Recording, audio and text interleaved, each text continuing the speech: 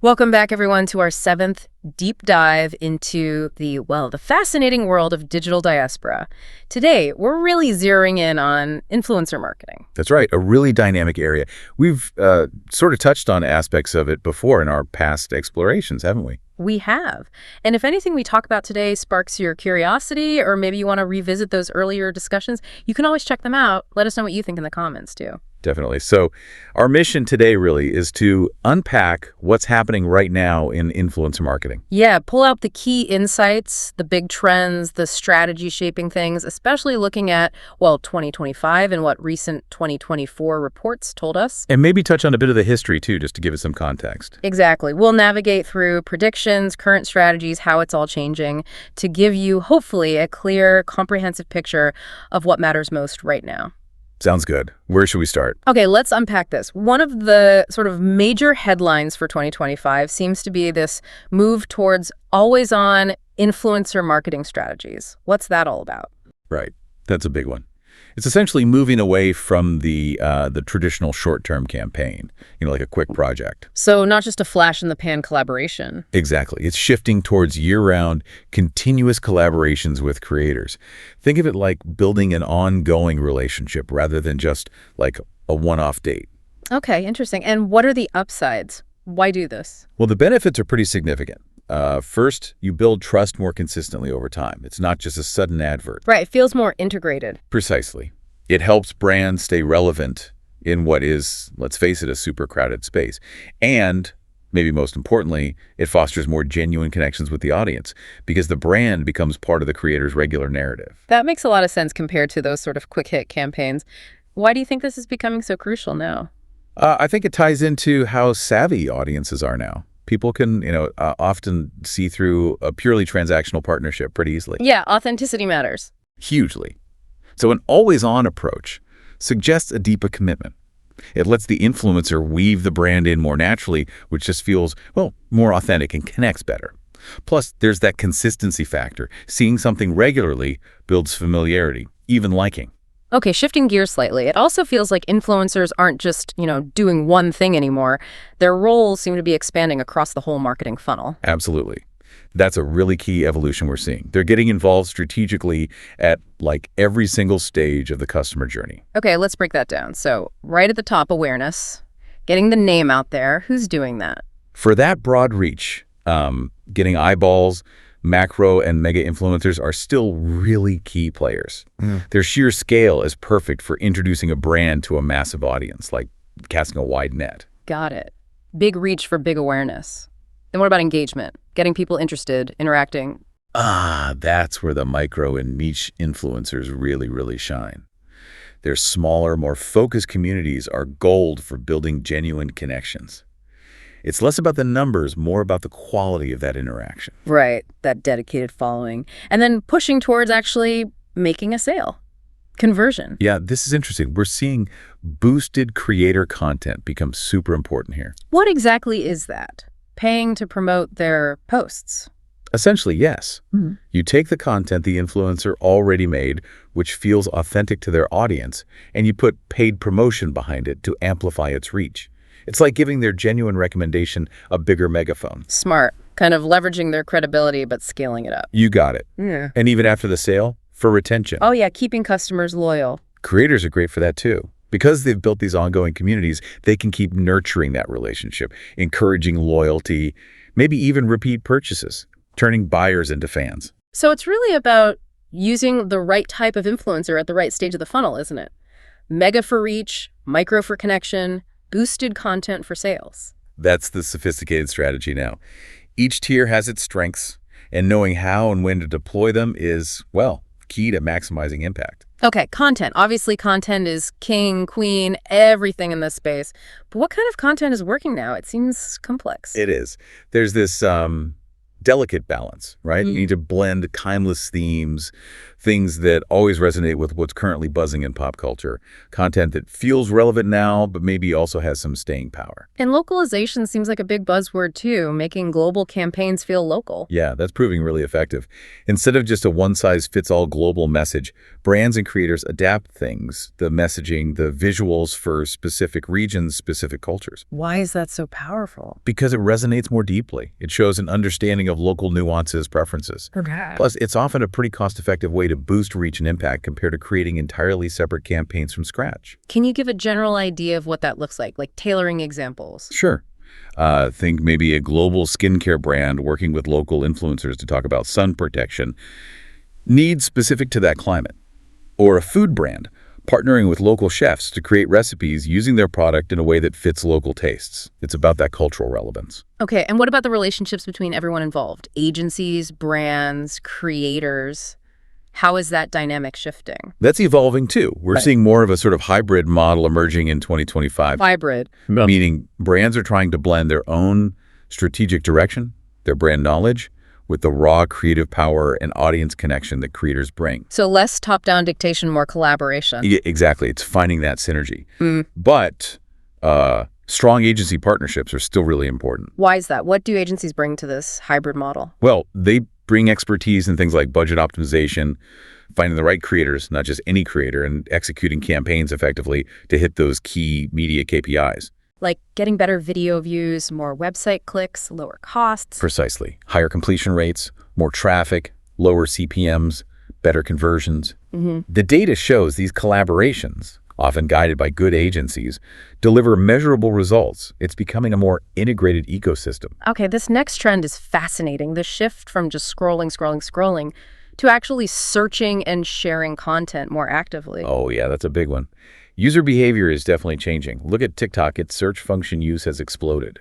People are actively looking for stuff, not just passively consuming feeds. And creators are getting data on how people find them through search now. They are, which means brands and creators need to think differently. It's less about just hoping the algorithm blesses you and more about making your content discoverable.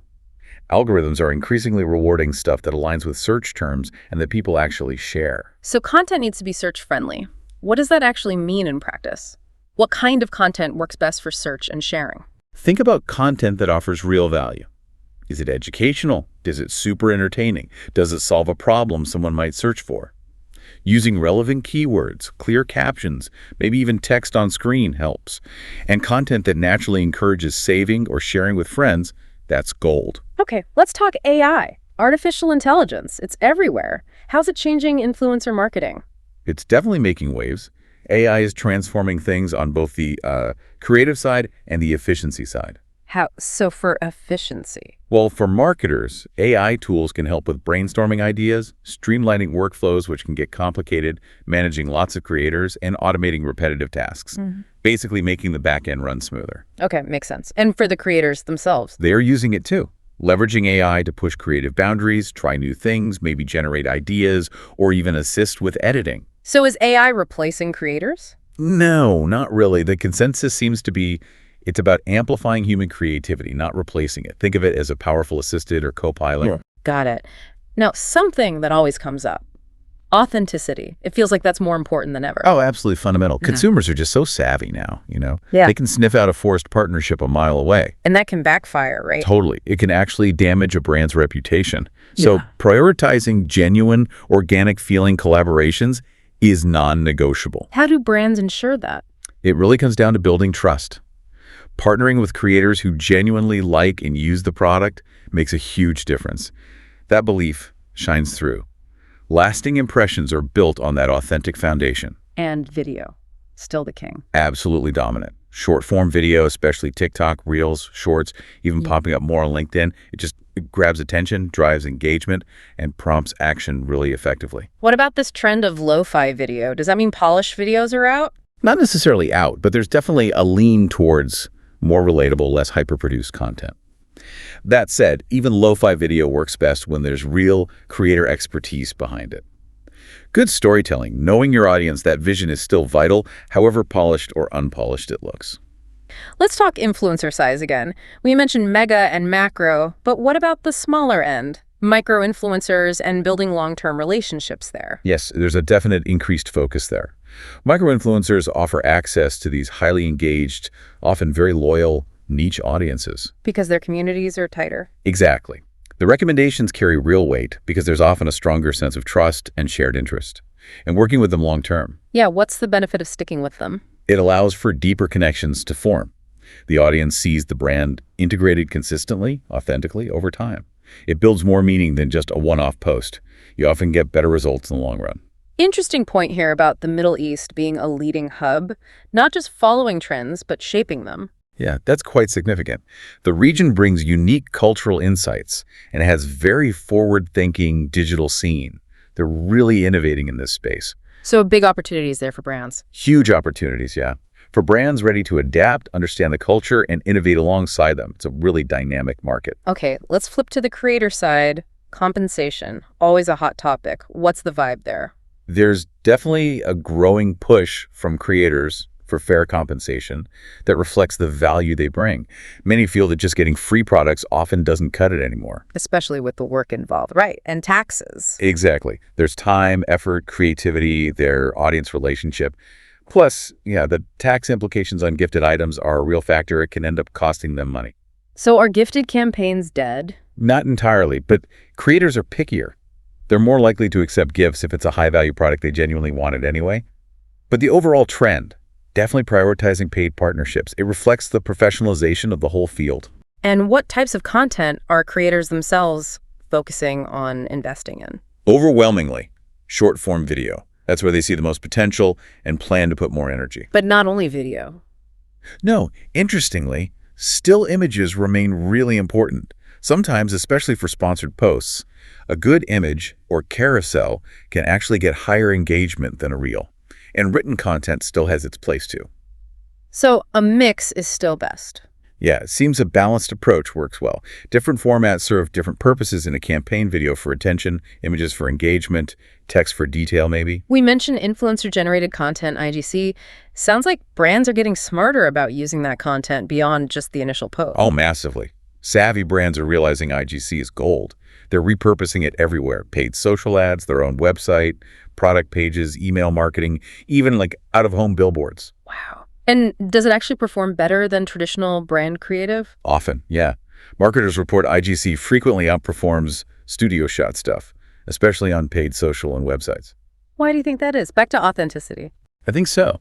It just feels more real, more relatable, more trustworthy because it comes from a person, not directly from the brand's marketing department.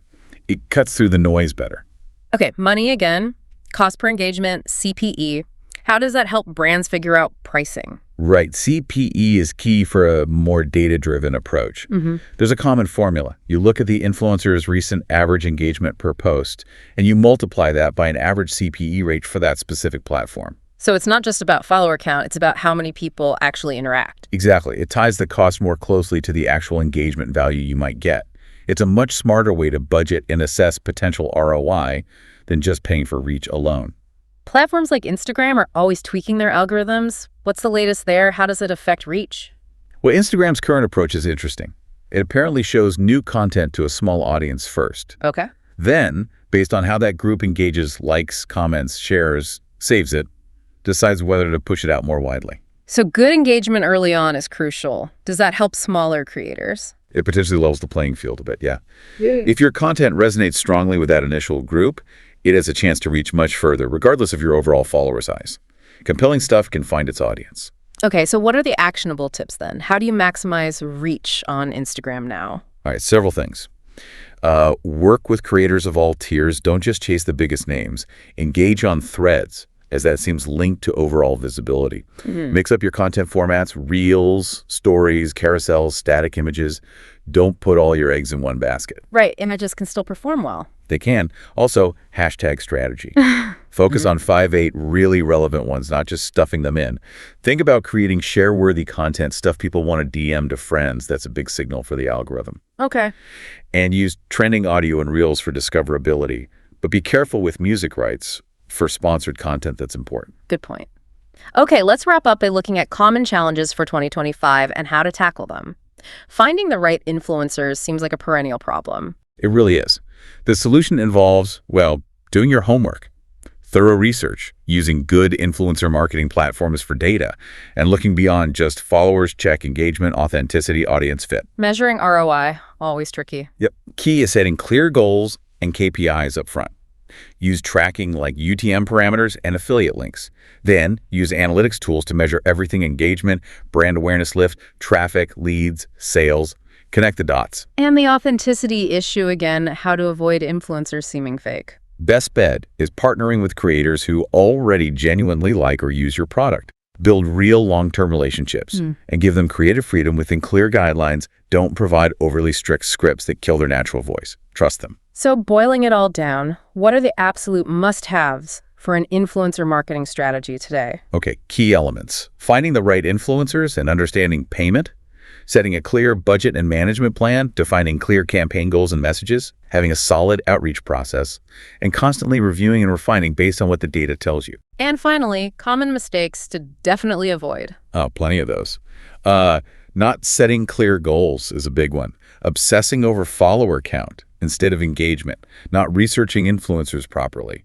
Writing bad briefs, either too vague or way too restrictive. Stifling creativity. Not setting clear expectations up front. And focusing on vanity metrics that don't actually impact the business. Phew, okay. That's a lot to take in. So what does this all mean for you, the listener, navigating this digital world? It seems influencer marketing in 2025 is really about authentic, sustained relationships, tapping into niche communities, and being agile with platform changes. Absolutely. That move to always on and the focus on micro-influencers really points towards maybe a democratization of influence. Genuine connection and targeted reach are becoming perhaps more valuable than just raw numbers. And AI is adding another layer, offering efficiency and creative boosts.